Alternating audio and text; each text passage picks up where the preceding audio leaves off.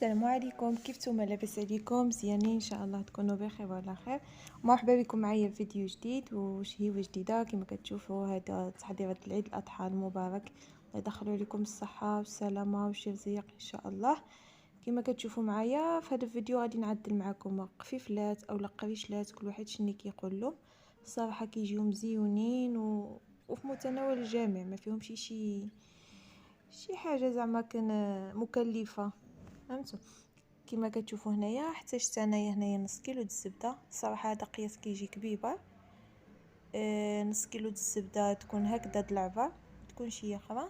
صافي هنايا كنعملوا عليها 2 كيسان د السكر، كيسان د العنبه يكونوا، واحد القبيصه د الملحه.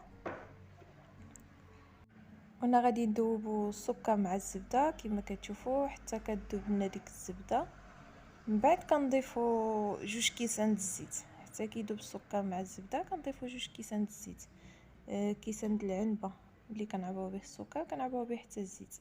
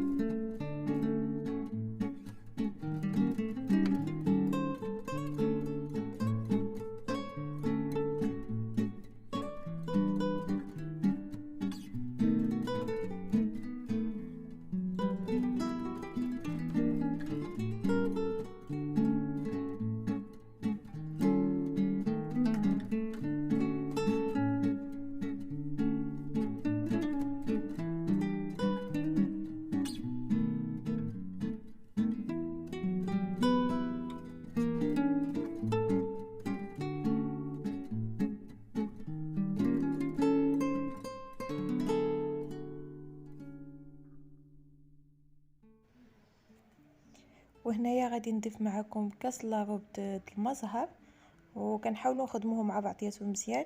كما كتشوفوا الماء كيتعزل لنا مع الدهنيات، خصكم تخدموهم مزيان حتى كينسجموا لنا مع بعضياتهم. كما كتشوفوا الماء كتبقى مفوقي والزبده والزيت يعني ما كينسجموش دغيا، خصهم نخدموا.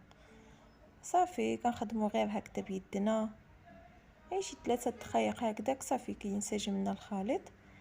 ومن بعد غادي نزيدوا عليهم واحد 2 معالق حبه الحلاوه النافع، يعني مخلطين كما كتشوفوا معايا هنايا. وهنايا زيت الزنجلان زيت ديك 100 غرام، 100 غرام د الزنجلان. ولا بغيتو تعملوا عنوز د الخليط يعني كتعملوا غير 4 د الزبده، وكتعملوا كاس د الزيت، كاس د السكر، نص كاس د المزهر، معلقه حبه الحلاوه النافع يعني مخلطه معلقه كبيره. ومن بعد كتضيفوا 50 غرام د الزنجلان. صافي وكنجمعوا بالطحين. الطحين والخماره، هنايا غادي نعمل خماره كبيره يعني بيضه ماشي حمراء، ولا الا كان عندكم هذيك هنا غادي نبدا نزيدو الطحين غير بشويه بشويه ويكون مغربل والنوعيه تكون ممتازه. كما كتشوفوا معايا كنخلط غير بشويه بشويه، انا كنزيد وكنزيدو الخماره. صافي وكنجمعوا العجين بالدقيق.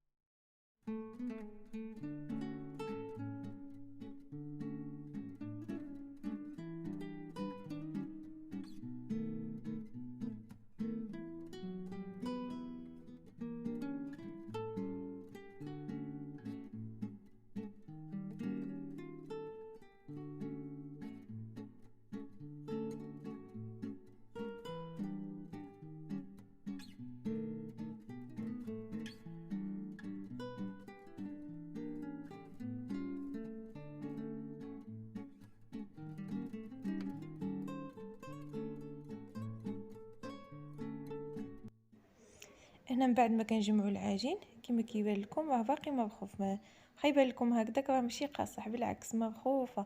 صافي هنا كنعملوا هاد الحبيبلات هيدا، بعد كنشكلوهم على شكل قفيفلات وكنستفوهم في اللاطه اللي تكون مفشوشه مدهونه بالزيت ومفشوشه بالدقيق، او اللي تكون فيها ورق الزبده. هذا كيهني الصراحه الله. صافي على هاد الشكل هذا. صافي من بعد ما كنستفوه هنايا كندهنوا الوجه القفيفلات ببيضه وتكون فيها شويه نيسكافيه، كنخلطوهم مع بعضياتهم مزيان وكندهنوا بهم كما كتشوفوا معايا.